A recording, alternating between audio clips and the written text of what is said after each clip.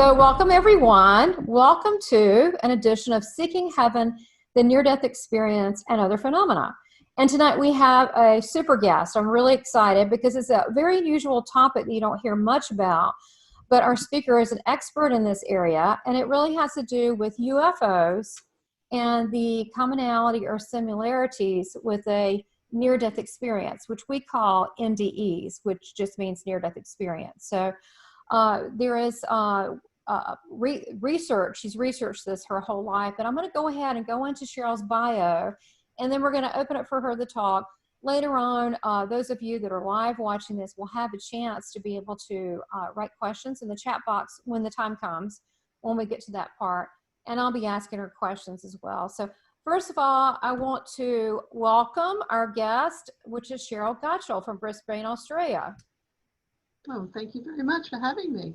Absolutely, absolutely. Well, I was just saying that Sheryl had me, she interviewed me about my near-death experience a while back, and that's on the YouTube if you want to see it. But she is no stranger to interviews or interviewing people, so we will have fun today.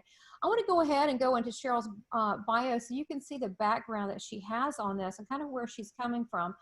But again, you know, bringing these two phenomena together, I mean, I'm excited because I want to know. And me being a near-death experiencer, I've had 6 near-death experiences. I don't know how they correlate.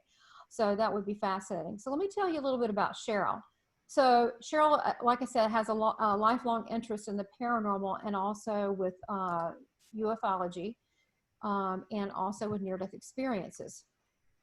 She, in 1995, hosted with Dr. Ken Ring, I guess that's Dr. Kenneth Ring, who's very well known in the NDE community, on tour in Australia, presenting research for his future book, which is Mindset, Near Death, and Out-of-Body Experiences in the Blind.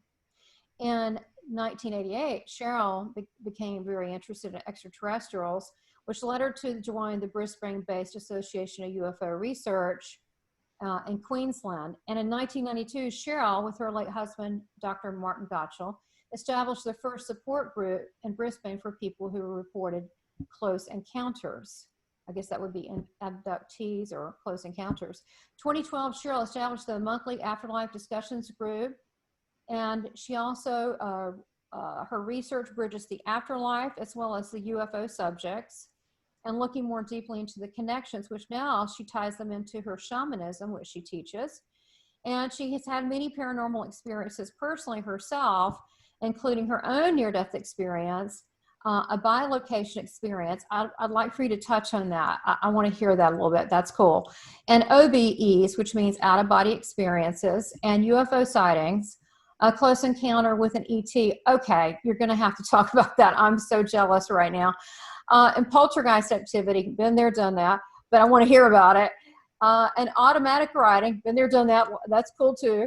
And other unexplained phenomena, all of which propel her to continue on her quest to understand what it means to be human or superhuman. I like your version of human, it's much cooler.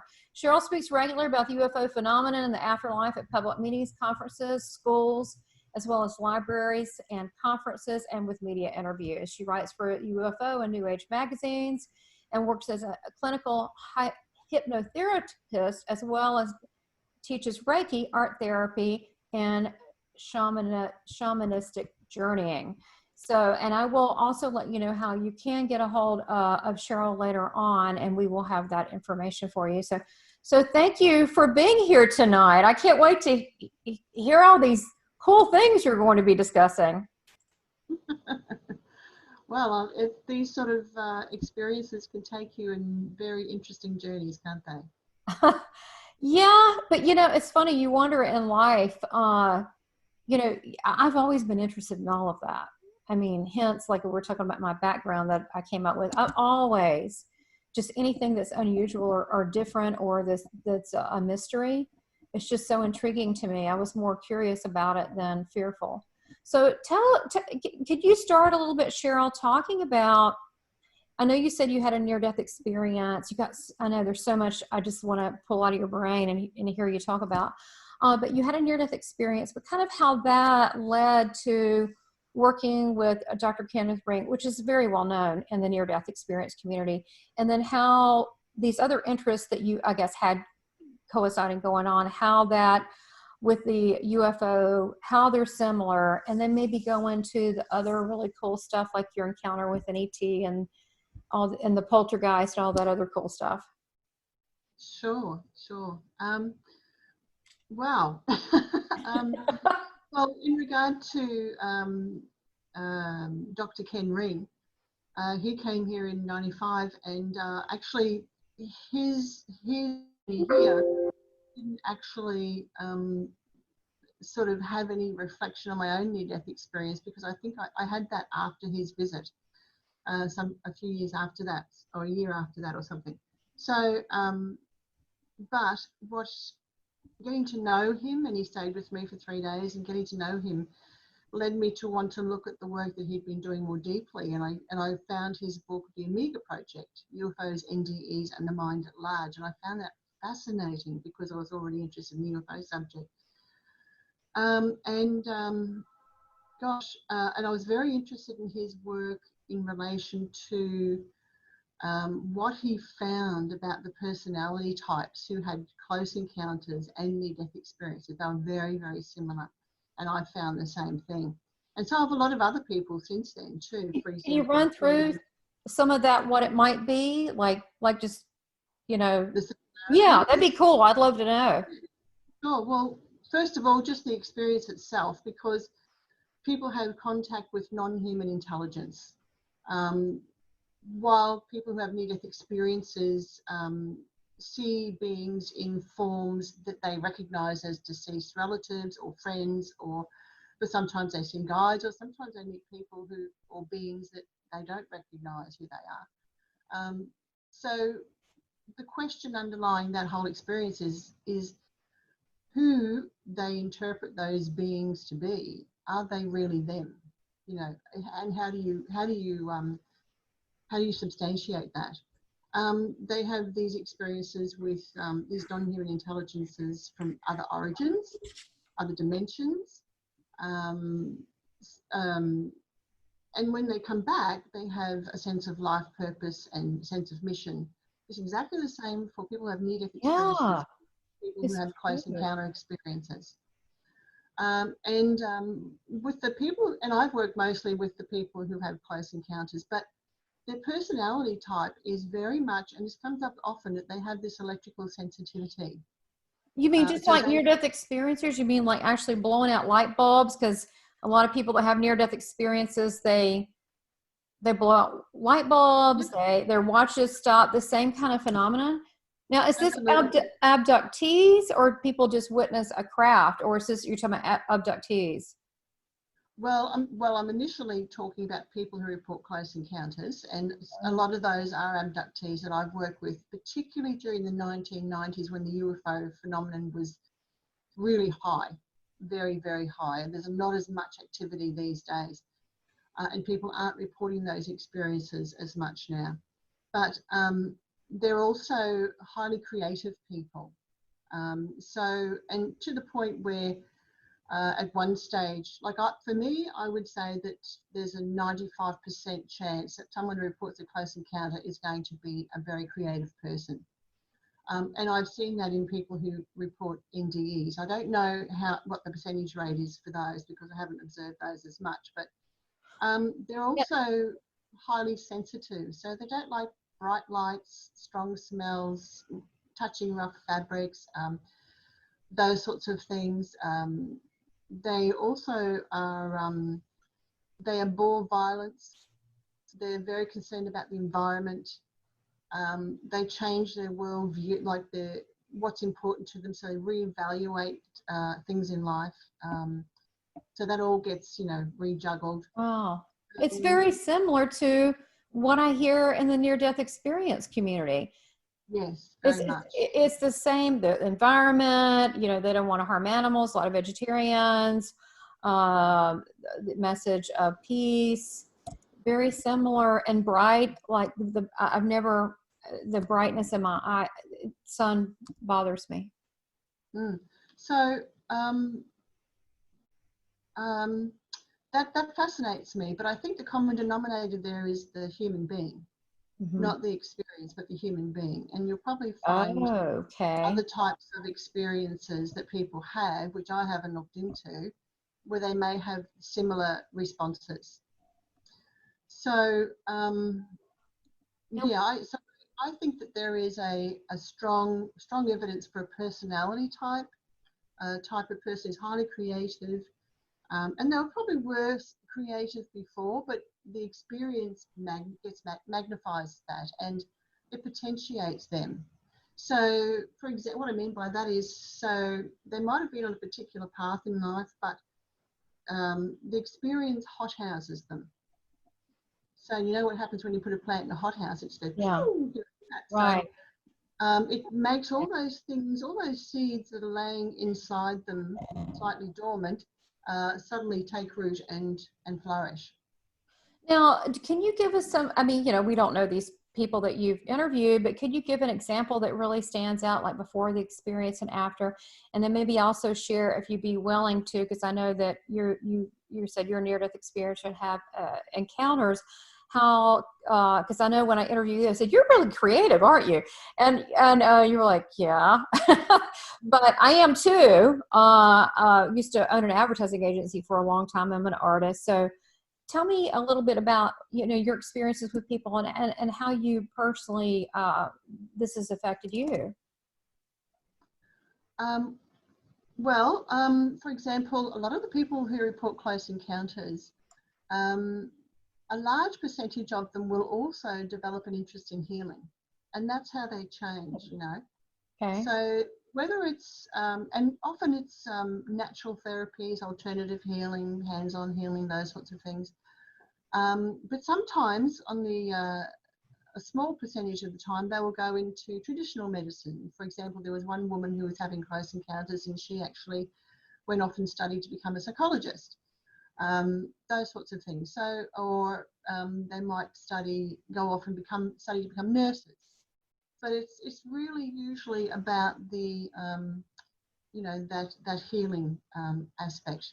Do you think that anyone that you've interviewed with and spoken with, do they recall, like, for example, with near-death experiencers, a lot of them will come back and say that they met with a deity or their angels or a family member, or they'll get, you know, the council, the elders there, they'll get information that about, you know, about this world or what they're supposed to do.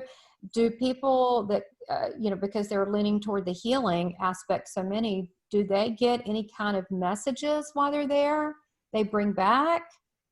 No, I haven't had a lot of people report that to me. And remember, I'm talking to people mostly who've had close encounters. Okay. But I just want to pick up on one point there, is that when I got involved with the UFO Research Queensland in 1988, I went out into the field and started, you know, going to people's homes and interviewing them face to face after they'd reported their experience. And I found that, surprisingly, that at least half of them had also reported a near-death experience. So really? yes. Now, And what happened first? Was it the NDE first, or was it the encounter first? Would you find that?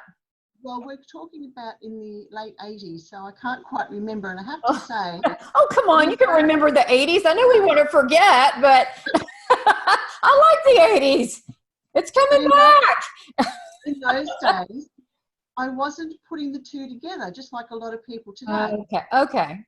I was going, oh, because I'd say to them, oh, have you had any other unusual experiences, meaning UFOs? And they'd say, well, it's not UFO related, but I had, you know, and they'd talk about the near-death experience, or they might have seen apparitions, or they might have, you know, seen dead people, dead relatives, all those sorts of things. So, but they were describing to me near-death experiences, and you know, I didn't get it. You know, but I just put it on the shelf until about 1995. Okay. When I actually opened up a New Age centre, and one night I had a meeting which was about near-death experiences, and I'd asked this lady to come along to talk about it, who was running a near-death experience night in another place, and she brought a guest along with her. Now, this is a very interesting story because this lady had lost her young daughter, And she was feeling, wasn't that recent, but she was feeling very upset, obviously distraught. And after the funeral of her young child, she went home and she just lay down on the bed and she cried and, you know, just feeling out of it. And she actually had what she described as a near-death experience. And she could feel her heart rate getting lower and lower and lower. And then next she was out of her body. Mm-hmm. And she was walking along this sort of path, convoluted path, with the hand of her little girl in hers. And she got to that point of no return and she met a spirit being. And after much, you know, toing and froing, and the spirit person said to her, I'll take the child now. And so, you know, I love you, I'll miss you, or said goodbye to her daughter, turned around and started walking back on the path. But as she got along that path, she saw a classic spaceship next to the path that landed on the ground, if there is such thing, ground. Okay, now, so in the spirit world, she saw an aircraft, Yes. I mean, like a spacecraft or a craft of some sort. And so in that, or in that realm of that spiritual realm, that's neat. I like that. But there's more, because what happens is she actually enters the craft. The next thing she knows, she's being laid down on a hard bench table, examination table. These beings, who are the classic, what we call the greys, Yes. with the inverted pear-shaped heads that with the big eyes, triangular heads, They did some sort of examination on her, which she didn't really understand what it was. And then they said, basically, they indicated to her that she could get up and she could leave, which she did, walked back down the path and came to full consciousness on her bed. I found that really strange. Now, okay, now she's doing this. Let me just make sure I understand. I'm tracking with you. She's doing this. She's having this basically. Her breathing was shallow. She got out of her body. She's having a near-death experience. And then this is where this story takes off. So she's in a altered state. So do you think that were they helping her? I mean, I know we've heard about the other experiments, but in this case, do you think they were helping her in some way, like to come back? What do you make of that? I don't really know. And, you know, it's not the first story I've heard about people seeing what they call extraterrestrials in an out-of-body or a near-death state.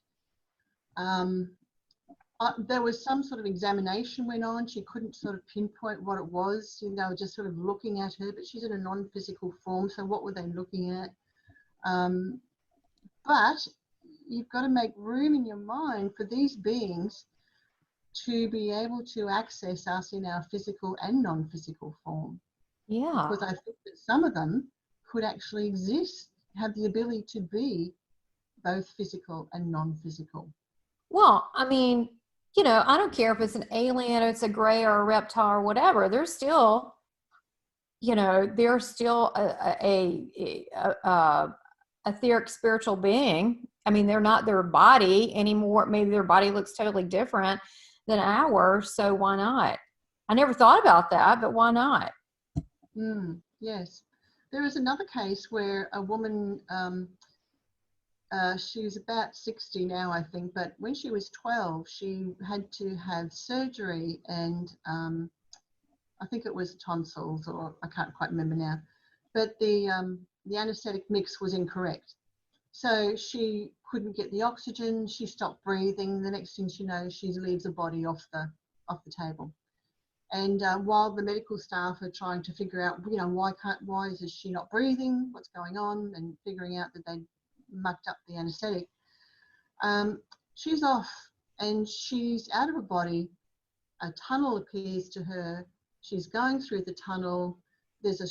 Remember, this is when she's 12, right? Okay. So it's quite a while ago. And she sees a stream of people going towards a light, and she's in this stream of people going towards a light. But she also sees a stream of people coming back from the light. And in that stream, she sees this small being again, small in stature, inverted pear-shaped head, looking quite emaciated. But as a 12-year-old child, she thinks, oh, poor little thing. You know, that's all she thought, poor little thing, as it passed by. Some years later, she came to our UFO meeting, and she told me just in about a year ago, she said, when I walked into the meeting, you were talking about these grey aliens, and someone had a picture of one up on the screen. And she said, that was exactly what I saw in my near-death experience. Wow. And it sort of went click. And I sort of went, wow. So, yeah, there's a few stories like that. So they were coming and going. So it was almost like a stream of consciousness. So, which makes you, I mean, this is just really get my brain working. So if it's coming and going, this stream of consciousness, and I think that we could buy into the fact that when we cross over, however that is, there's a stream of consciousness, a connection. You hear that a lot with near-death experience. There's a unification where you're in this, behind me in my, you know, seeking heaven thing is fractal lighting and portals, but there's a merging of souls, or if you want to call it that, light beings in this, I mean, it kind of looks like to me like a God matrix. So you wonder why in the world, why wouldn't other life forms? I mean, I never thought about that, but they're living too. Maybe that's why she felt compassion, because the little, what was it, a little messed up gray, like he didn't look so well, right?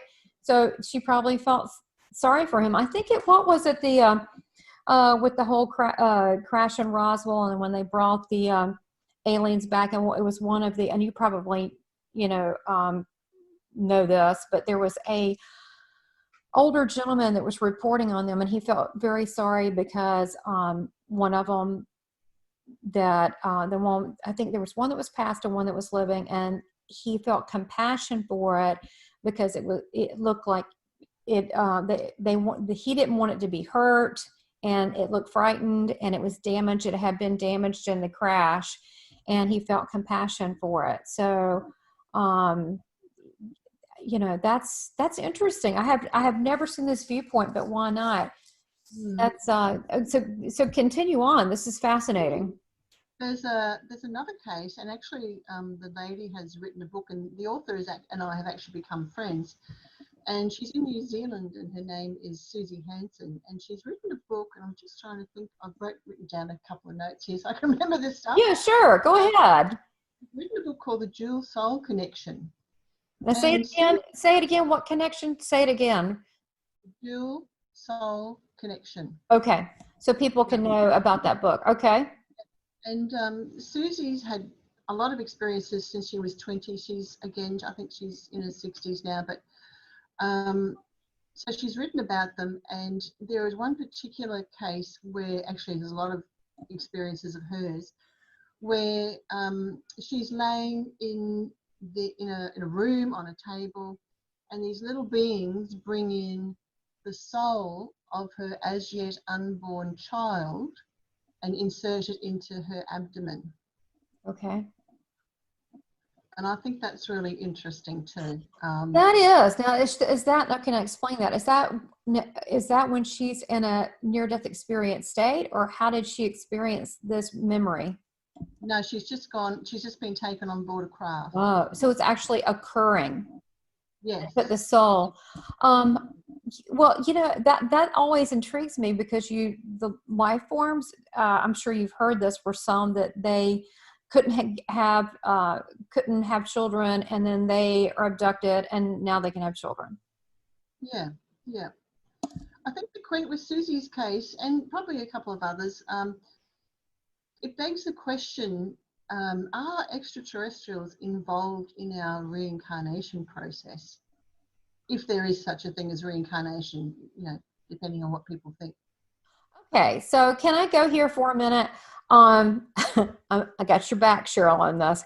I've had over 300 hours of past life. Honestly, I have a whole thought on that. I think there are moments and segments of time. I think time is fluid. I think that there is no reason why we shouldn't probably be doing time travel.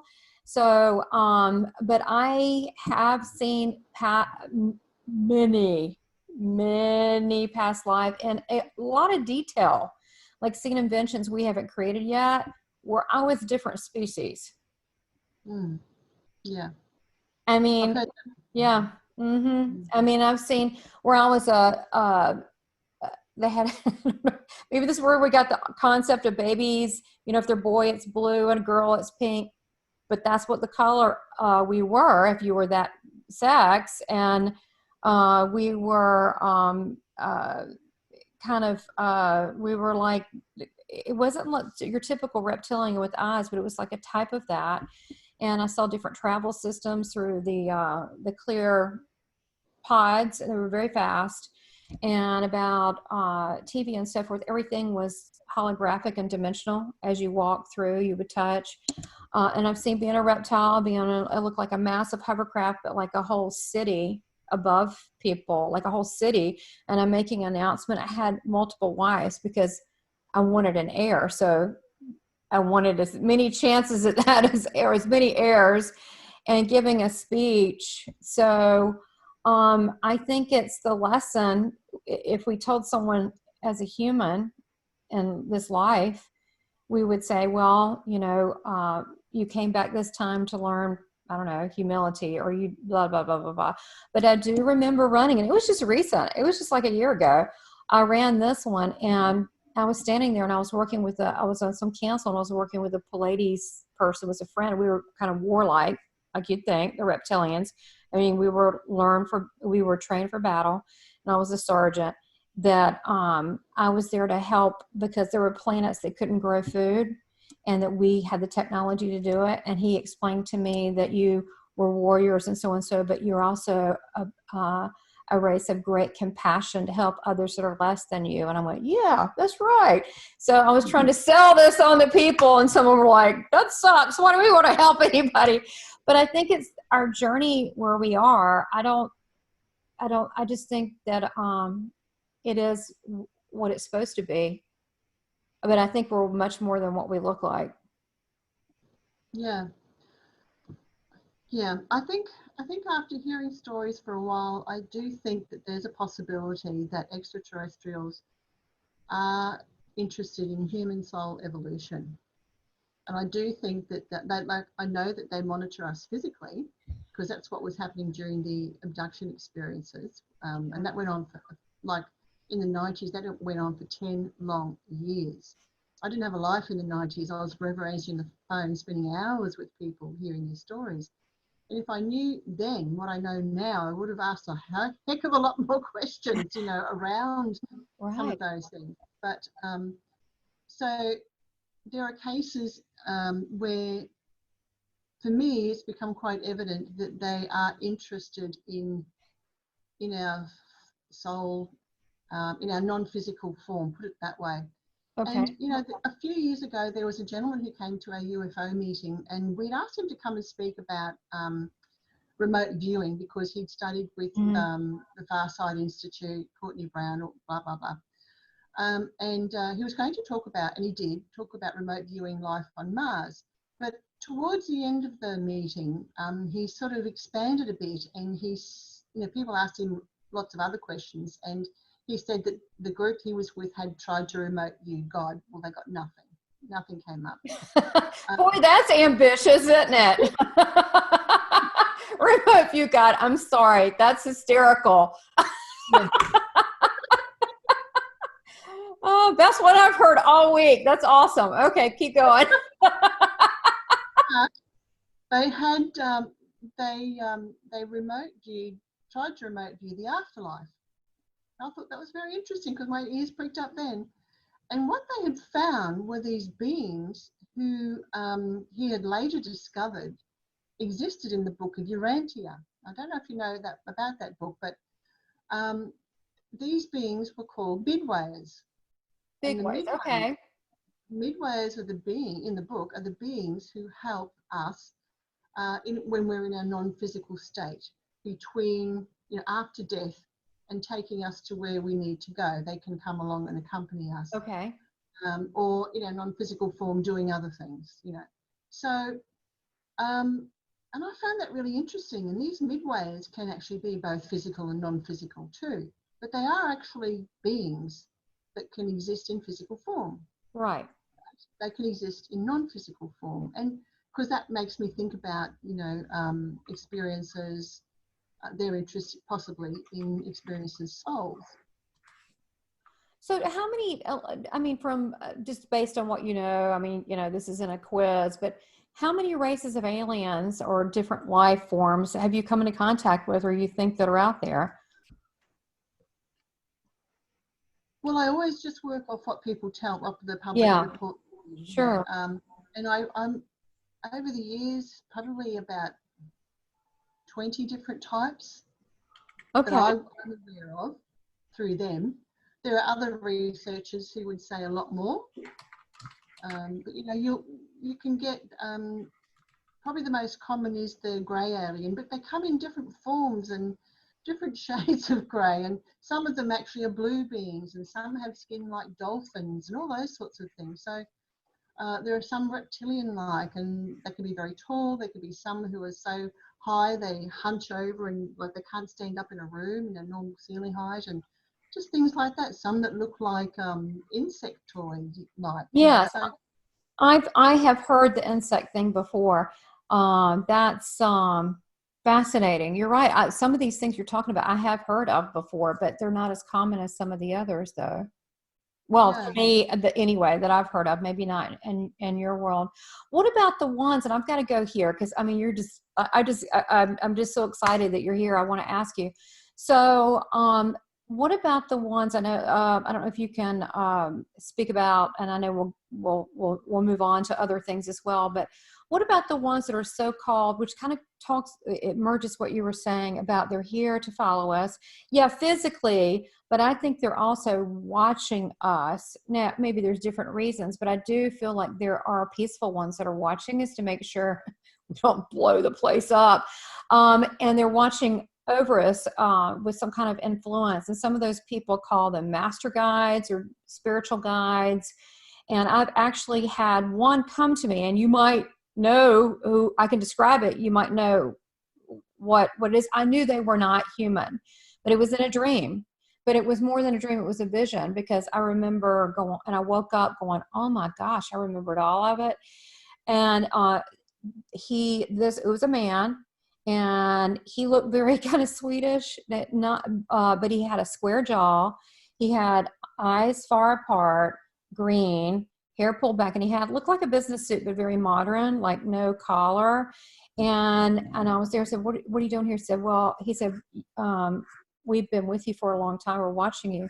And I said, what do you want from me? He said, it's time. I said, for what? He said, well, you can hear us.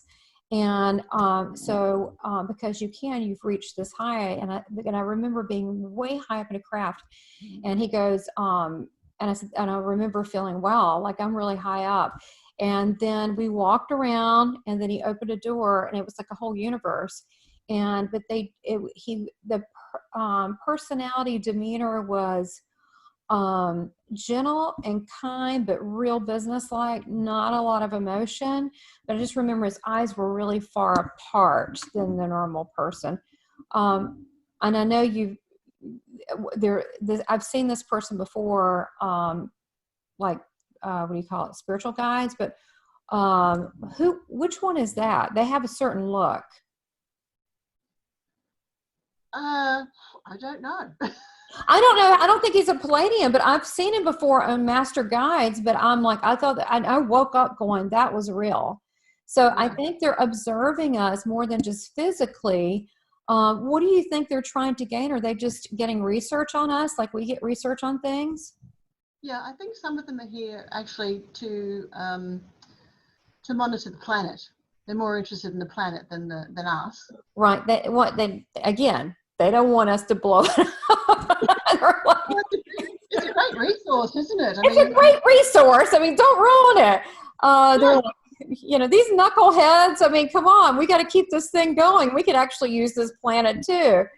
Yeah. So, okay. reports, they are very interested in physical elements. They're interested in our insect life. They monitor the soil, they monitor the water, the air, all those sorts of things. But they're also monitoring us. Seems that they're monitoring family lines, which is really interesting. Yeah. I'll come back to that in a minute if I can remember Okay. to. They're monitoring, I think that they're monitoring us at a non-physical level. Now, you interpret that how you like, at a soul level, at a consciousness level, whatever. But I think that they're very interested in some of them. I'm not saying all. Some of them are here for their own thing, definitely here for their own agenda. But there are some who are compassionate and concerned, and some they've been called space brothers, you know, that perhaps. Oh, I like that. Space Brothers. I like that. They're not all evil. There's so many. No, Yeah. no. So and those people are particularly described as Nordic-looking, blonde hair, Like this guy. wearing Yeah. long. You know, sometimes they're reported as wearing long robes as well, which comes up a lot, and I know that comes up in as well. They can appear as councils, which also comes up in NDE experiences. So there's a lot of similarities between the two. So that, you know, that causes me to wonder, some of these beings that people are meeting, you know, are they actually extraterrestrials? Can extraterrestrials mimic our deceased relatives perhaps? Well, I think they can. Can they, you know, because they use holographic technology.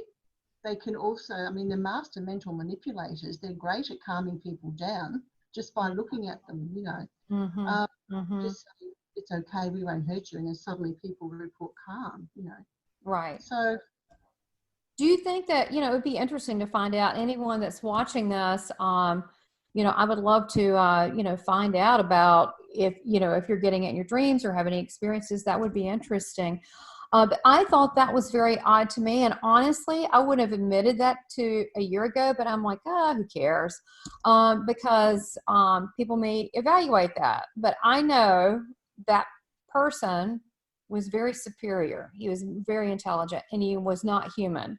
And his hair was right about here, slicked back, and he had a business suit that was a long jacket, longer. And I feel like that they have a worldly concern, like you said, on a not just individuals. It's not really that. It's the planet.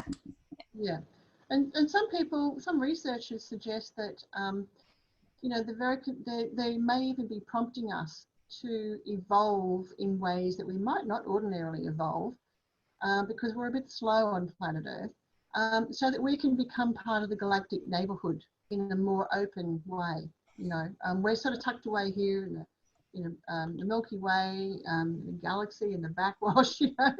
Yeah, we're the redheaded step cousin that nobody wants to talk about.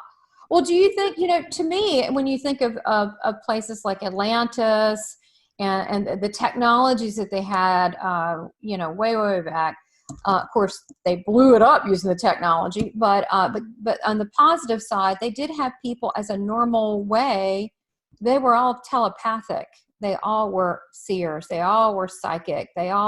Some had more advanced gifts, but that was a normal way. And I encourage people, go with your intuition. Don't be afraid of it. You know, engage in anything that you have that's super great. But I think that's one way they want us to heighten, and you have to raise your vibrations to a certain level to be able to perceive it at a certain level. So, you know, there's things that they can do. It's like a tuning fork, that technology they can do to do that with us. Yeah, I don't know if you have to raise your vibrations, because people report things to us out of, like, you know, well, they'll often report it from childhood. You know, they might, when they're a little bit older, they'll go, well, I was having these experiences when I was a child. And actually that reminds me of a case involving a woman called Betty Andreasen. Some of the people here might know them, I don't know her, but she's been the focus of about 5 books now. And in one particular instance, when Betty was younger as a child, these beings came to her and they said, we'll come back and contact you a bit later. And they did when she was 13 or something. And she was taken on board a craft. Now, this is really interesting to me because it ties in with the NDEs. She was taken on board a craft, and there were these little beings, little greys, and they said there on the craft, they said you have to go in there, and it was a door, and it was a doorway, and she had to go through herself, and she wanted to know what's in there, and they said you're going to meet the one, and she goes okay, so she goes in. And she's surrounded by this beautiful white light. And she said it was so full of love. It could have been a person, an near-death experiencer describing their experience. Yeah, sounds just like it. It was exactly the same thing. So unconditional love. Never felt it like it before. And this light was in this room. Now, these little greys couldn't go in there, or didn't go in there, and she did.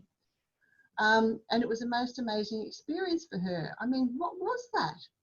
What was that? I don't know what that was. It sounds like a source. It reminds me of one of the episodes. I don't know which one. Star Trek fans, I'm sure you can write in and say which one it is. But where they have this source and light and this creation, and when you're in the presence of it, it's all encompassing. I mean, that's what it sounds like. To me, it was some kind of, I'll say, source of something magnificent. So tell us about, now you've had your own NDE encounter, and as far as UFO encounter, could you tell us a little bit about that? Sure. Well, the NDE experience wasn't a full-blown experience like yours. No, they're all different. They're all different. They're all terrific. They're all different. So go ahead. So for me, it was after I'd been ill for quite a long time, and I ended up having I was ill, had a chronic illness for 10 years, but in the middle of that, I had 3 years of acute illness. This is going back quite a while, and I tried all the traditional medicines, all the alternative stuff, and blew a lot of money, and really just had no healing from that at all. So a friend of mine took me as a desperate measure, as you do, to a hands-on healer. And I went there, and when I came home, I lay down on the couch in the lounge room, and they had gone because my husband was about to come home in about 5 or 10 minutes. But in that small gap of time, while I was laying there, I felt that I had sprung an energetic leak on the inside of my right elbow. So every time my heart pumped, the energy sprung out like a fountain. Interesting. And I've heard of this from other people too. Anyway, and my heart rate kept getting lower and lower and lower and lower. And eventually, I saw this big swirling vortex. It was about 6 feet in diameter. It was actually like an ice cream cone shape that came out from the lounge room wall through about this big. Where's the camera? And came to the middle of the lounge room, but then it opened up into a horizontal vortex, and it started swirling and swirling, and it had this huge gravitational force that was pulling me in. So I split off from my body, and my physical body is lying there. I can see that, but this other non-physical self, like there's fingers in the back of the couch, because I'm not going, no, not happening. And because there was a real sense of terror about if I went through that, I knew I wasn't coming back, and I wasn't ready to leave the planet yet. So that went on for time, who knows what time it was, and then I had this ticker tape go through my mind's eye, and it had my daughter's name on it. And as soon as that happened, it just all stopped as quickly as it began. And that was what happened with that particular thing. So I think I came close to death. That's cool. It was the portal opening up for you, or whatever you want to call it. But I call it a portal because it's just like I always say, all mediums are portals. Honestly, we're all kind of a portal if we allow ourselves to be open. but you literally had, that's what it seemed like. So you were like, no, when your daughter's name came up, it's like, showed that your heart connection was still here. Yeah, and well, I call it a vortex because it reminded me of, you know, when you have a bucket of water and you stir it with a stick and it creates that vortex of, Oh you know, the yeah, water. right. That was exactly what it was like. And if you go to my Afterlife Discussions Facebook page, I've actually got an image of that as the icon. Okay, okay. Yeah, which connects different dimensions, one above, like there's two end to end. So, and I've read about people who've had near-death experiences and they have been taken to a place where they needed some healing between lives, and they had like a healing shower, but it was like a swirl, like a chakra, like you see people, Yeah, you your know, chakras, yeah, it was like that. chakra clearings. Yeah, had a gentle rain coming through that and was above them. So I found that really interesting because I had no clue at that time that that is what it would look like until I saw an ad in a magazine for the Rosicrucians, and they had that exact same Wow. sketch, the man stepping into it as an invitation to come Really? to And it. how did they describe it? That's interesting. That was not a mistake. How did they describe what that was? Well, it was just an ad. It was a visual ad that I saw. So it was a sketch, and they just had the man stepping into the vortex, and it was just an invitation to come to a meeting in a Did magazine. you? Yeah. Did you? I No, would have. no, I would have no, just been curious. no, You know, it's already gone by. well, you know, it's funny. There are certain iconic symbols that transcend time, and there are people that I know that are experts in that. I think that one of the people that touch on that is Greg Braden, and I think he has a book out, Wisdom Codes. But there are certain symbols that are in place. Apparently, what you saw was one of them. That's cool. I wish I could say mine was as cool as yours in that. So that's interesting. But you're talking about in these altered states or these different dimensional states, because I believe that they're all right there like layers of a cake. Well, not really, but they're just there, and we can't always see them. But in that state, I mean, you definitely saw something. That's fascinating. I'm going to go to your page and see that. Now, if you want, you can also share that on the screen to show others if you want to. What that looks like as we're talking, and then I want to hear about your encounter with a UFO. I've always wanted to see one. I think it would be, long as they don't probe me in weird places. I'm cool with it. I would love to see that. I just think it would be the coolest thing. I always say, be careful what you wish for. Yeah, I know. You're like, well, they're like, really? And I'm like, well, it's funny because the other aspect of that is funny because I did get something just now when you said that, when you had chuckled. I, there is at a deeper level they communicate on a deeper trance level. I think they probably have been communicating with me and others all along, but we don't really remember or recall. That's why you have regressionists. Yeah, I think that's very true. And I do think that they mentally connect with us, and we may think it's a thought of our own, but perhaps it's not. Those sorts of things. Yeah, and that's what I meant before about prodding humanity along a particular path, so we can become part of that galactic neighborhood. Yeah, I like that. It's the whole in your neighborhood song I'm hearing, but with different species. I like it. Well, so now, what happened with your encounter that you had with a UFO? yeah.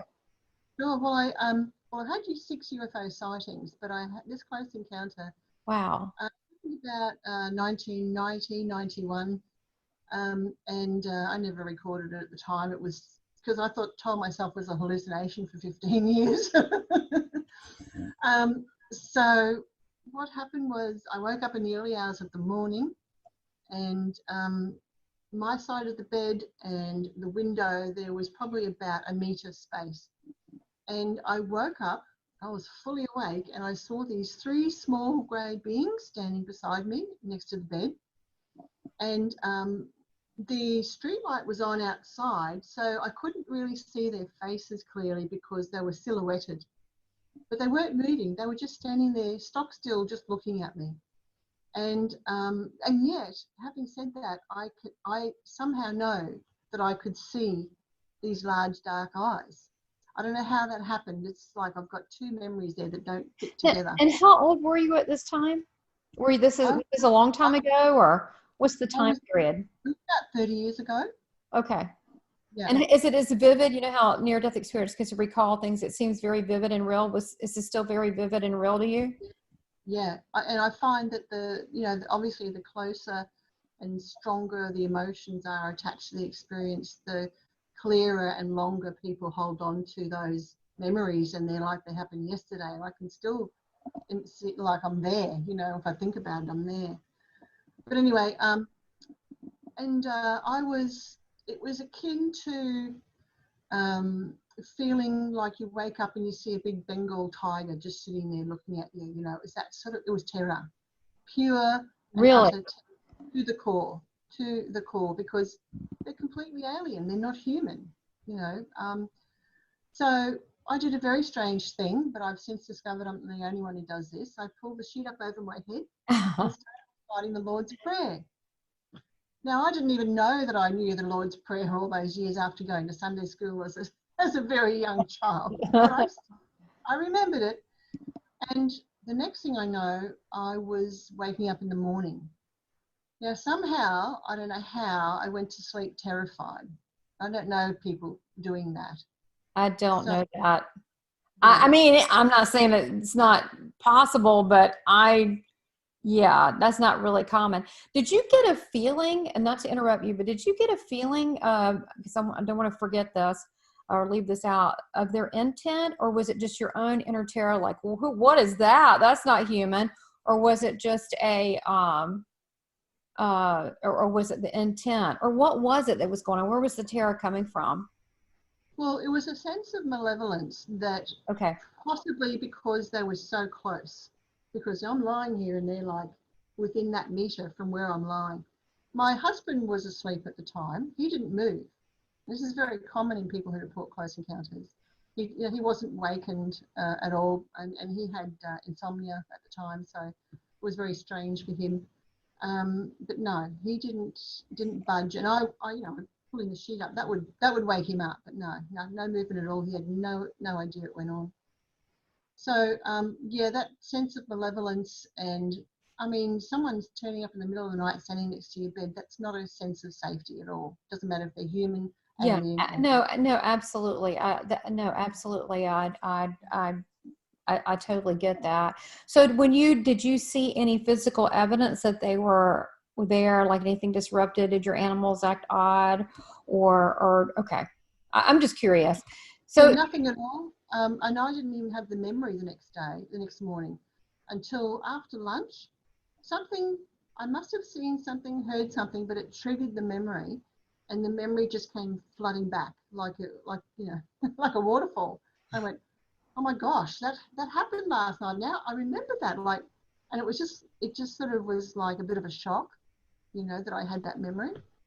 And so then you have 5 more after that. So wait, okay, look, I may have 6 near-death experiences, but you have 6 UFO encounters. You are now probably the coolest person I've ever met. So it's true. I'm like, you don't get cooler than that. I mean, like, you just busted through the cool factor. So what about the others? How did they present themselves to you? They weren't encounters with beings. They were UFOs. But probably the most spectacular of that happened in 1992 when a group of us went on a skywatch out to a place called Wivenhoe Dam, which is about 45 minutes west of where I am, and we camped overnight. And there were 27 people there that night. And at 3 o'clock in the morning, the 3 guys who were on roster at the time, because we had a roster, so the guys I watched all the night, one of them came running down and said, wake up, wake up, wake up, and managed to wake 8 of us up, because some of us are going, yeah, I'm not getting up, it was a very cold night. And what they'd seen was, what they thought they had seen was a bright orange light up high in the sky, but it had come down closer and closer and closer. And as it got closer, they looked through the binoculars and saw it was actually 3 of them. And by the time they got to us, and I jumped out of the tent and grabbed the video camera, which by the way didn't work, only having that afternoon. And I ran up over there was a slight rise from the camping ground over to where the water inlet was. And as I got to the top, the first thing I saw was I'm looking down at the water, and I saw the reflection of these 3 orange objects on the water. So that's how close and low down they were. And what did they look like? Were they crabs? Well, they were football shaped. They're about 300 meters, about 300 meters away, maybe 200 actually.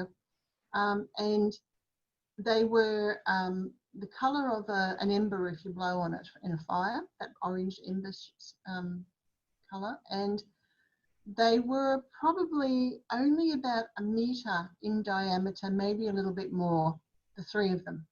And they were together, and they were hovering over the water. And one just went out like that, like someone had flicked the light off. Another one, they was completely silent, slowly drifted off into the distance over the water. We watched, all of us, 8 of us watched it. Then it went out like that. And then the other one went, because there was a water inlet into it, like a U shape. So it went down on the other side of the water where there was standing trees, and it disappeared. So of course some of the guys got the car and hot-footed it around there to see if they could see anything. There was nothing. Went back the next morning, because even if it's a hoax device, we're thinking, let's find some evidence, and there's got to be some evidence of that. We wanted to clear it in our minds what it was. They found no burning on the trees, no device on the ground, nothing. They scoured that entire area. They found nothing. What was that? I can't tell you, but there are 8 of us who saw it. So if you, because I'm in America and meters and so forth, they're smaller. Give us an idea what would be their size than a normal craft. Oh, a meter? Of what? You mean like what we saw? Yeah. Like what would be around that size? Well, in comparison, you mean? Yeah. A fridge? A standing fridge? Yeah, because it's not as big as like a mothership. I'm wondering, do you think there were scouts sent out, like little scouts sent out just to observe and whatever, and then kind of like we have with the the electronic devices that we can send out to deliver your Amazon packages now. Yeah, it could be like a little scout that went out, and so they were there, and then they weren't there, so they just went like they were never there. Any sound? No sound, and they were moving very slowly when they did move. Yeah, and that's not uncommon. We've heard people report that often. But again, what are they? I don't know. But I mean, if we're talking about beings our size, we could have gotten a person in there, but it would have been pretty cramped. Right. Right. I think it was probably some sort of technological device that was being used as like a probe, a scout, a monitoring device. That sort of thing. Yeah, like a scout sending it out. Because go ahead. I was going to say, just finish that. The week before, we had been sending out this thought that we wanted to meet them, we wanted to see them, because that was just the start of what we call the C5 movement, where people try to initiate contact. So we just thought we'd give it a go, and that's what happened. Really? Well, you did really well. That this is the power right here, Sheryl Gottschall, the power of manifestation. Boom, right here. You just did it. So, wow. No, what I was going to say is many years ago, I guess it could have been 25, 30 years ago, I met Bob Lazar, who was the guy in area, people that don't know, I know, Area 51, that was one of the scientists that was working on the propulsion system for these alien crafts and so forth. So I met him at a UFO party. My husband, sister used to be you know, the local chapter of MUFON. And so we were at some UFO convention, I don't know. And he was at this party. I don't even know how we got in this after party or whatever it was. And he looked quite bored, and he looked kind of shy and quiet. I mean, he's a scientist. I mean, he wasn't blowing it out. And he just had a little cocktail, and he was kind of looking down. And I went over there, and I started talking to him.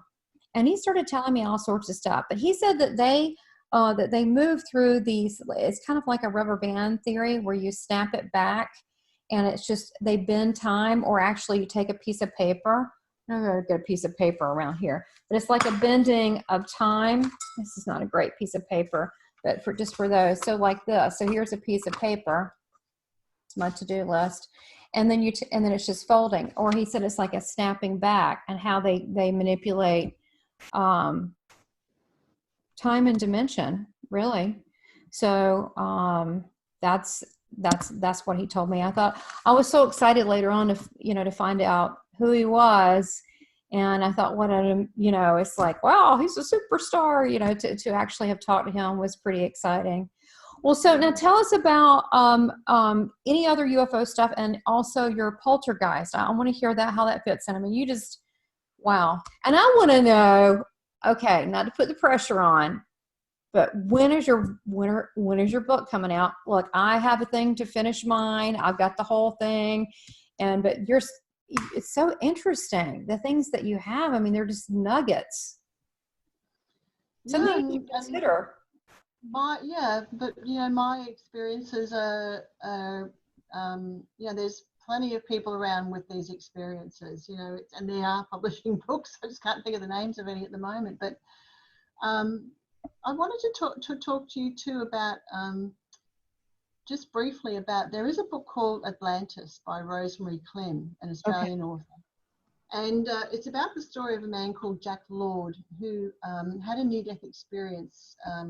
He was shot while trying to escape a communist country many years ago. And what happened was, in his out-of-body state, this being came to protect his body while he went off with an extraterrestrial, or I guess you could say an extraterrestrial, whose spaceship was actually on the bottom of the ocean.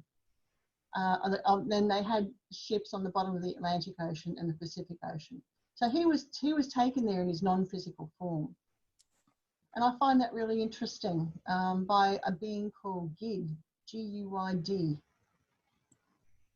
I am totally going to get that book. That does sound interesting. And to me, I don't understand why there still wouldn't be under ocean stations still there, still set up. Yeah. I just find the fascination for me is that these people are having experiences in non-physical forms. Yeah, that is really interesting. So he was helping him, but when he was in the non-physical form, what do you think the help was, his intent was, this alien, this man? Well, he took him to the spaceship to show him things so that they could have, form a relationship of sorts. Yeah, have experiences, to show him that there's more to life than what we think. I think because, there's not a lot of cases in the UFO field of large groups of people having contact with extraterrestrials. There is one in Italy, but I don't know of any others to that extent, because there was about 200 people involved in that. But generally speaking, people will have an experience as an individual. And it seems that these extraterrestrials, that's how they like it, because they like that person. They sort of give the person a chance to see if they're going to go. The personal touch. Yeah, to actually see if they're going to go, if they've got the gumption to go out in public and share the information, so that the rest of humanity can sort of, catch up, basically, because sometimes I think we have to be spoon-fed. So do you think that a lot of people that have had, well, honestly, it's really, I think I'm going to answer my question, but I'll ask you, that have had these UFO encounters, and I'm thinking, really, it could be any kind of encounter, an out-of-body, poltergeist, could be anything. Do you think that they're magnets because they're more aware? So that's the with these UFO encounters, the people that they are attracted to, and vice versa, because that's the person that is open to that.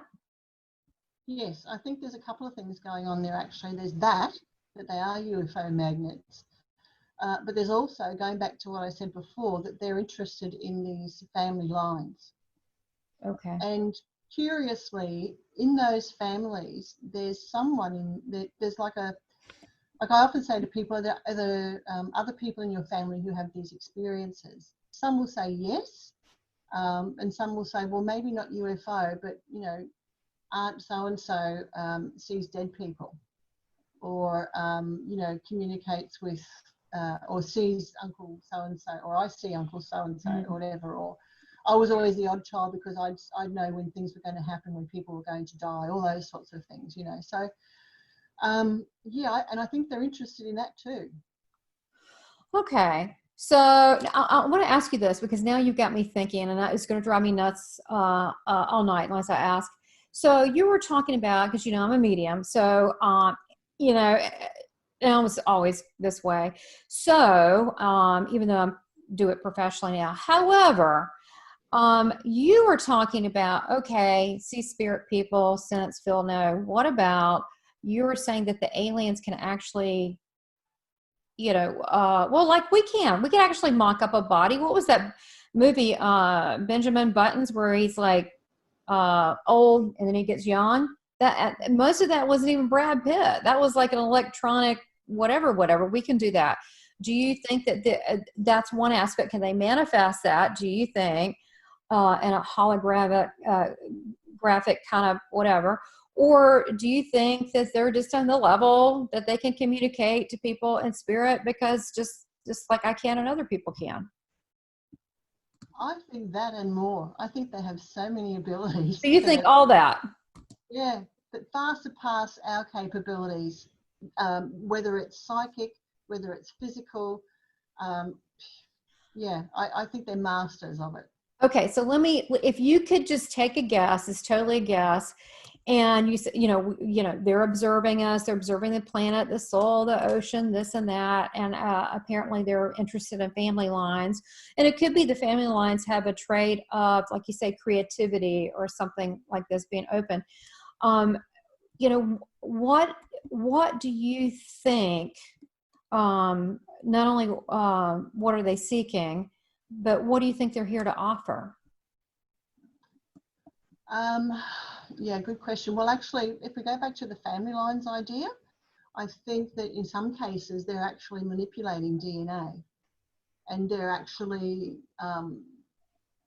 somehow maneuvering DNA in a particular direction. For what purpose, I'm not really sure, but they do seem to come back again and again through an individual's life to not forever. You get to a certain age and it stops, but with women, for example, to take samples of their eggs, and men their sperm. So yeah, are they producing another race? Are they producing a hybrid race? Yeah. Well, that's one of the hypotheses. Well, that's I have seen that and seen the sketches and all of that, and you know, again, we're talking about, you said at least, you know, of 20. There could be hundreds of different alien races, so that's just one race's intention, maybe, right? Or it could be, what was it, the whole like alien harvest? Linda Moulton Howe wrote that about the you know, where they took the cattle and they burned it up perfectly laser. We can't do that. And it was around the reproductive areas, and then I think it was the eyes too. So they're trying to get information, maybe because they have a dying race. I mean, there's so many, we can't blame it on, you know, one sector of aliens. We don't know. They could have different intentions, but especially the ones that we're talking about, the Nordics or the Pleiades, that look very Swedish. To me, it feels somewhat like wisdom and a protector. Yeah, in many cases, I think that's true. But if we go back to Susie Hanson's experiences, where in her book, The Dual Soul Connection, and we're looking at people having two souls. One is extraterrestrial and one is human. Perhaps that manipulation of DNA has something more to do with that. I don't know, you know, so that the extraterrestrial soul and the human soul can stay blended at that level too. So here's the thing. Then it goes back even more so. What's human? Are we really human? I mean, we're not really from here. I mean, didn't we like blow Mars up and there were a layer of like radioactive whatever on the planet? So really, are we human? I mean, we think we're human, but where do we really come from? So, you know, our DNA, I mean, where did it really stem from? That's not going to be in the history books. So, that's what I'm asking. Those extraterrestrials could be our ancestors. Absolutely. And maybe that's why they're so interested, because it's their great granddaddy. They want to know. Well, absolutely. Now, do you, I don't know if you follow or what do you think about like David Icke and his, like the reptilians and his, fascinating. I mean, this guy can talk forever on this topic. And doesn't he go into the different aliens too? That's interesting. It's kind of the stuff we're talking about here in our DNA. Yeah, look, there's certainly reports from the public in the past of beings who look very reptilian-like. In fact, I know someone in the UK who had an experience of actually seeing what you would call an overlay of a reptilian image on a person's face very quickly as they were getting out of a taxi. And I, you know, I trust this person, and she told me, and I thought, well, that's interesting. But there's a gentleman here who some years ago, he stopped doing it now, but he was also pulling out these reptilian entities out of people's bodies because they were creating a lot of disruption in their lives. That's an interesting exorcism. Well, you know, if you look at if you go to the Islamic countries where they believe in the jinn, for example. Oh yeah. With Rosemary Guiley, who's passed on this year, I think it was.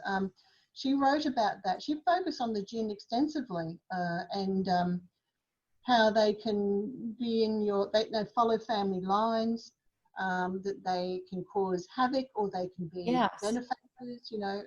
Right. And it was very similar to some of these alien abduction stories or close encounter experiences. That's interesting. So actually these little harassers, some of them could be of alien descent. Of course, not the ones that are from our heritage. We would never do such things, but maybe the more, you know, more malicious ones possibly. Now tell me a little bit, because we still have some time, but I want to know about your bilocation experience, because then again, I am jealous, Sheryl. That's awesome. Tell us a little bit about that. Well, I was in a workshop actually, seeking God. Knock, knock, God. No, but I was in a workshop. But were you a remote viewing God? That's what I want to know. No, I was there, and in this one moment in time, there were 8 of us there in this workshop, and the facilitator was there, and we all clicked. I can't explain this. I don't know how to say it properly, but we seemed to click it was like pieces of a jigsaw puzzle just went together, and we were all sitting there quietly and we clicked. I can't know how to say it. Yeah. But when that happened, it was like there was no time. We went into this void, I guess you'd say, void in time. It was like the space between heartbeats. Everything seemed to become still. And then I was out of my body, but I was still in my body. I had full awareness of what was going on in the room, but I left my body and I went outside, and I came down. It was about 5 p.m. in winter, so it was in the evening. I was up on a mountain called Tambourine Mountain, and it was cold. And as I came down, I physically felt my feet touch the grass and how cold the grass was. And I stood there under a tree while at the same time I was in the room and remained in the workshop. And that went on for, I don't know, time distortion in those experiences, but it could have been 20 seconds, 30 seconds, something like that. Outside, standing on the grass going, whoa, you know, this is interesting. And at the same time, in the room going, whoa, this is interesting. And then I was back in my body. So the only thing I can think to call it is a bilocation experience. I was fully aware of being in two places at once. Yeah, I think that's a good description, but it's you know, as you're talking, I'm thinking about people that do transcendental meditation, that in that relaxed state, which honestly as a medium, I call like a trance state. I mean, because you know, you're reading, you're in a deep trance state, and yeah, you can channel other people or you can leave.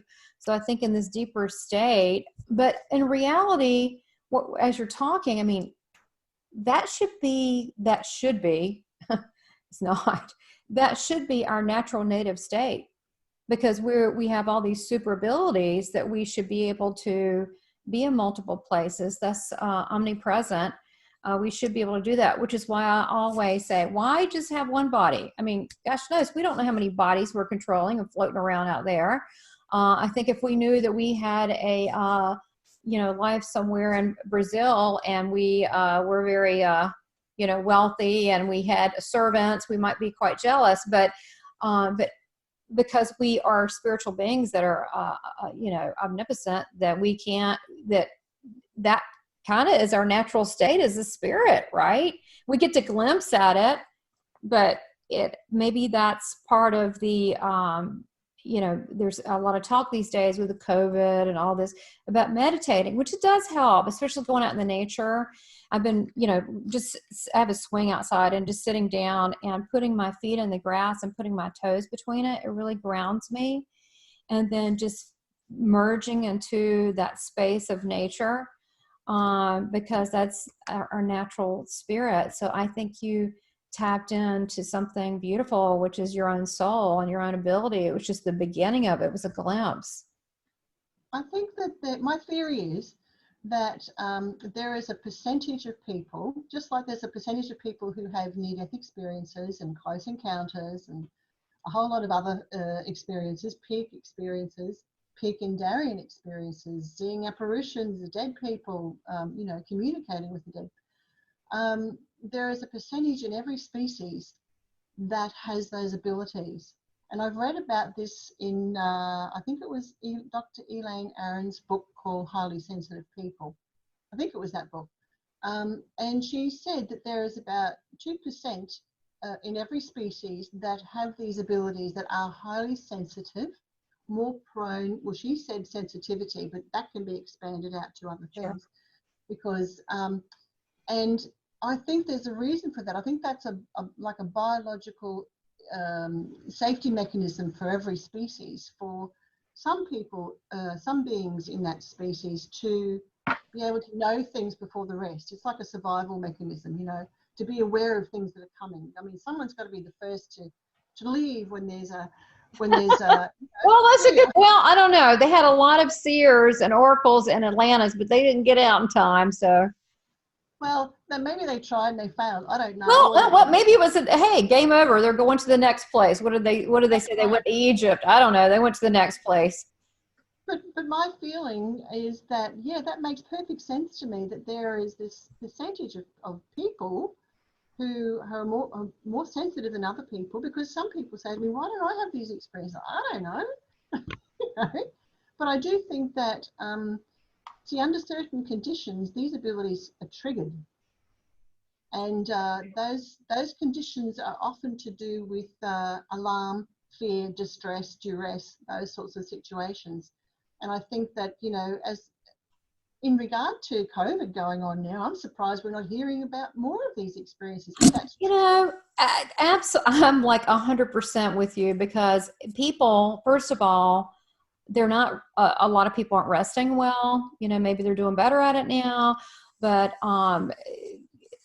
at night, you would think that they would get a tune-up, or their guides are talking to them, or that they would be like, what the heck's going on? Can I trust the information I'm getting? You know, I mean, like, how bad is this? Not that, I mean, in the beginning, I wasn't like that. I was like, oh, these poor people, this is terrible. But now I'm like, wait a minute, what's going on here? So I want to connect, you know, I want to know, and I encourage everybody to connect, because I think that personally, the divine God, it's not going to let anybody down on that. If you want to know information, but maybe they are, you know, we just don't know it. Maybe they are. I mean, I encourage people to, because what about if one day we try to turn on the TV and we have a blackout and our internet doesn't work and whatever? We should be able to go to that place you went, just go in that quiet place and just like take a look for yourself. Mm. And my feeling is, from the information I'm getting through my shamanic journeys, is that we're going through this whole pandemic. They've got our back, spirit's got our back, but we have to go through it without the crutches this time. This is something that for some reason, it's not really clear, but they're there to support us, but they're not stepping in like they might ordinarily do. And this is something big, and it's been coming for a long time, and it has to happen. Whether that's a precursor to the environmental collapse, which we really should be paying attention to, or what, I don't know. But is it a trial run or a practice run for that? I don't know. You know, you hear different things. I mean, and I know a lot of near-death experiences are getting things, a lot of sensitives are getting things, and I think that everybody's getting a slither of something. For me, I don't understand it. Sometimes I get information, I don't totally understand it. You know, maybe it's for later to understand, but I feel like this is necessary. I'm not saying I agree with any of it, but this is necessary time for us to go through what we're going through and to recalibrate within our own body, within our own environment, to control our own environment, to notice things that are around us, including our interactions and relationships, but also our actual environment, like appreciating your yard, the mountains. I mean, we've become so busy. I think that we have become complacent, and to the point of that some people are cruel. And because of that, you know, it's like in the schoolyard in elementary school, you got Billy, he just shows his butt, and now we got to all pay for it. But I think that it's a time for people to either really shine and be kind and take a step back, slow down, or it's or reevaluate their purpose here. It's kind of like a little mini life review, I think. I mean, it's a chance to look at a life review without having a near-death experience. To, you know, where have I been? What do I want to do? Why the heck did I waste so much time doing this dumb crap? And to me, I was like, what were all those errands I was running? You ever notice that? Like your time, I mean, I'll speak for me, but you know, I look at my time, how I filled it. I'm like, I sure was gone a lot. Why was that? What was so important about that than versus taking time for myself? Yeah, exactly. Yeah, it's funny you should say that, because at the next Afterlife meeting, I'm talking about our planetary near-death experience, because that's exactly what we're going through. You know, and here's the thing. I also think that I see a lot of, you know, I think that we have, you know, look, I'm not a shaman like you have shaman friends, but I do love this planet, but I think we forget we're a part of it, and that our soul and our spirit is tied into the oneness of the dirt, the grass, the planet. And when we have hostile aggressions, that affects nature, and nature doesn't like it. It's like this. When I'm upset, my dog gets so upset he actually scratched his ear and it started bleeding. Do you not think that the planet would get upset if things are out of order? So I just keep hearing recalibrate, a new balance, and that there must be a purging of old ways.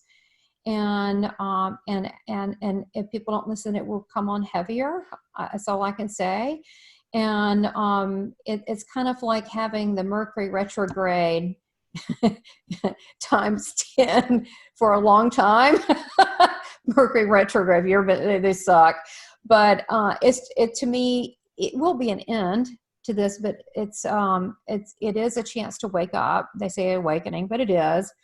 But it's an individual decision. But in this case, the individual decision affects the collective worldwide. That's what I'm getting. So I hope we all step it up. You know, I mean, I'm like really rooting for humanity. What do you think about that? Oh, I think it's true. Interestingly, in one of my shamanic journeys, I was actually, this really blew my mind, but I was actually taken to meet the spirit of COVID-19 in outer space. Interesting. What was that like? Did it have a mask on? It was the last thing I expected, because it was not what I was doing a journey for. And it said to me that, you watch, I will bring you peace. And I went, what? You know, Yeah. and I thought, wow, this is fascinating. I actually recorded it. I put it up on my Body Light channel, that particular journey, the result of it, because I just thought, I'm just going to plonk it there and see what happens. It's done now. It's a recording of this is what I was told. Let's see what happens in time. So yeah, it's like, I was shocked. I was actually shocked that it said that. Yeah.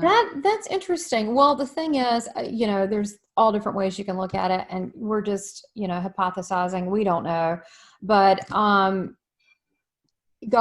the creator, whatever you want to call it, source, God, is allowing this to happen.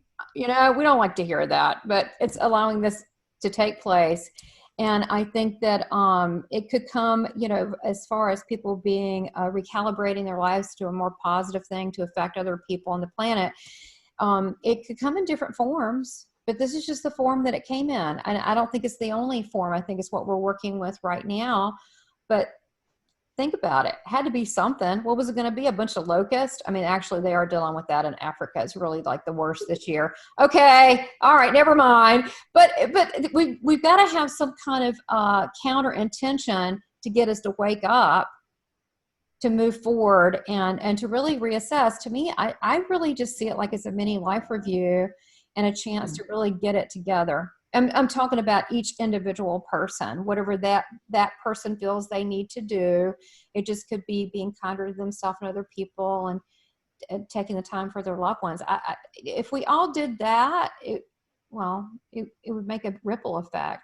So I know that we are getting close to out of time, but I wanted to ask you really quick two things: poltergeist and automatic writing. Just make a couple comments on those. I mean, my gosh, I got to have you back on, and I want to just, you know, email me some cool ideas, because, oh my gosh, there's just so much under there, Sheryl, right in that noggin there. I mean, you're just so interesting. So real quick, you saw a ghost? Did I? Poltergeist? No. You had poltergeist activity. Yes. Okay. Yes. Was it you, or was it like a ghostie doing it, or was it you? No, well, it wasn't me. Could have been. I'm just trying, you know, you've caught me off guard, because I'm trying to think of what the heck was it, what happened, because I'm thinking, oh gosh, you know, let me start with the automatic writing. Okay, sure. Yeah, I like that topic. Because I was sitting at the computer one day, and my husband was actually in Adelaide, which is quite a distance away, and we were communicating, and then all of a sudden this intelligence, is the best way I can say it, overtook me, and I felt my consciousness being pushed to the back of myself, not my mind, but myself. It was sort of being tucked away, and this consciousness came in, and it started writing, and it said that it was that they were extraterrestrials, and that they were glad that I'm communicating with them, basically. And then this is me typing it out within my body. And that if we wanted to meet, I was to go to a mountain which isn't far from here, and they said, we'll see what happens. And I think they were testing me to see if I would actually pay attention to. So did you go to that mountain? Did you go to that mountain yet? No, I didn't. No, I didn't, because My mother taught me stranger danger. Yeah, And well, the thing is, you don't, I mean, not to be weird, I'm with you. It's not that I'm not, look, I know there's probably some nice aliens, but I'm very skeptical because I would hate to be fooled or tricked, even though I have discernment. I mean, I'm not, I don't know. I don't know if I'd be able to discern that. yeah, I practice discernment, and people often say to me, if a Yeah. spaceship lands and that you're invited to go on a trip, would you go? And I say, no, I don't know who they are. They've got to earn Right. my trust before I will go on do something like that. So no. You're like, I don't know you. My mother didn't invite you here. No, absolutely. I feel the same way. But you're talking about writing and consciousness. I have gotten the collective, and I felt like there were elders and my guides, and they gave me this beautiful message for the world. People, okay, just my footnote here. People cannot really identify with that because I've seen Jesus in two of my near-death experiences. I channel, him, because guess what? People know who he is, and he's wonderful. He's a love bug. I mean, he's the love guru, but he's more than that. I understand, but he's a safe terminal. If I just said the collective of the whole, people are going to zone out, and but they can. That's why I think even with us, that's why you're like, well, other people have done this or blah blah blah, but it's us. It's like, when I say the collective, they zone out. They got to have a person to identify with. Whether it be, Christ, Mother Mary, whoever your thing is, or, or Pleiades or Palladian, they seem pretty nice. But I think that when I don't know something, I tread lightly and I'm skeptical like you. Yeah. Yeah. For me, it's got to be real, so yes, I can have my head in the clouds, but my feet have got to be on the ground, No, absolutely. Well, my gosh. Well, tell us real quick what you're doing these days. And I want to give everybody your information on how to get in touch with you. And please write in and let me know if you love Sheryl. And I know you will. And what other topics to cover? Because we could take, there's so much here that you're not even, you have a whole life of paranormal and unusual phenomenon. So tell us what you're doing these days so everybody can know. Well, mostly I've been, until the pandemic, I've mostly been teaching shamanic practices and teaching people how to journey, what you call journey, and learning how to get access information from the non-physical realms to help them in their lives, to help them to know things, to know that they can ask a question about anything and get some sort of response. And that's very helpful, and other practices as well. But and running the monthly Afterlife meeting as well, which is now online because of the pandemic too. Yeah. And I'm really not doing a whole lot because of the restrictions, Oh, absolutely. Well, it's affected all of us, but I do want to tell people about your Facebook pages. And have you and I'll do that, but have you considered, I don't know if you can, could you possibly teach that in webinars with shamanic journeying online? That might be really cool for people that you're across the other side of the pond there from us and the US, but which is so cool that technology does connect us. And I mean, it's a miracle. I mean, it's just amazing. I just love it. But have you thought about that? Could that work? Or, I mean, could you do something like that online? I haven't thought about that. It's really something I like to teach face to face, but there are aspects of it that I can teach online. I have been thinking about that.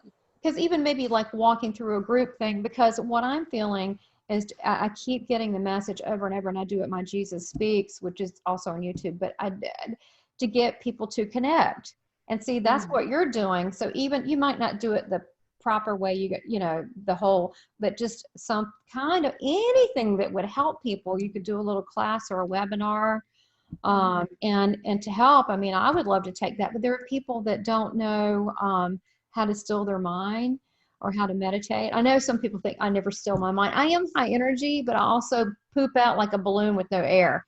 So, so I can relax. I really can. But you should consider that. I would definitely help you promote it here in the U.S. if you wanted to do that and connect you with people that I know, which you know tons of people.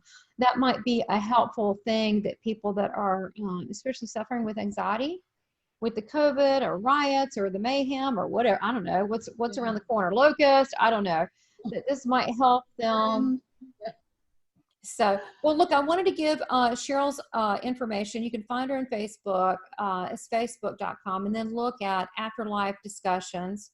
You can also find her on Facebook, and it would be facebook.com/The Body Light Center, which is where you could, where you could offer your webinars and talks right through there. And even on, like, I don't know if you guys, well, it's Eventbrite. You can put stuff on Eventbrite and just do like a, one or two things. So I think that a lot of people are kind of shut in. And so, as lay workers, it's important that we offer them something, right? Because whatever that is, it's, so, a lot of people are going out of their comfort zone with technology.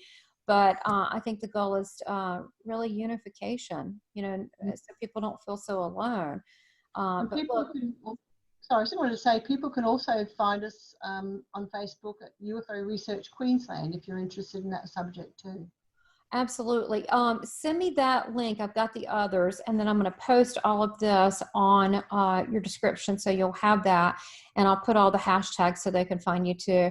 So look, you're amazing. I have been so excited about this for a long time, speaking with you, because you have such a unique experience with your research, with your personal experience, and then tying these things together. I just want to hear more. I think it's very fascinating. So thank you so much for your time, and hopefully we can do this again. We'll pick Bigfoot next time. No, I'm just kidding. That's okay. Yeah. Well, thank you for having me, and it's been a real pleasure. You too, Sheryl. And I'll make sure that that I follow up with you on this. Thank you so much. Have a great evening. Or actually, evening for me, morning for you. Great rest of the day. Take care. All right. Bye-bye.